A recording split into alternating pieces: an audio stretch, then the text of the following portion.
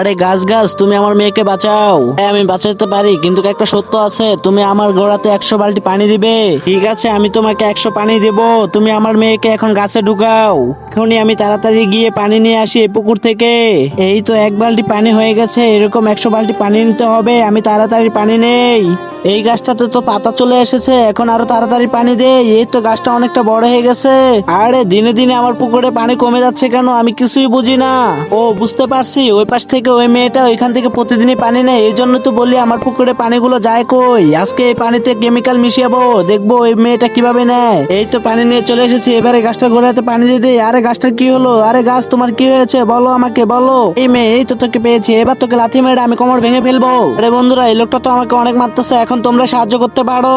আরে ব্যথার জ্বালায় তো আমার অনেক কান্না পাচ্ছে। আরে এই তো ফল পেয়ে গেছি, এখন আমি চলে যাই। আরে আমরা তো সবাই ঠিক হয়ে গেছি, এখন তুই বেটা মর, শয়তান বেটা মর।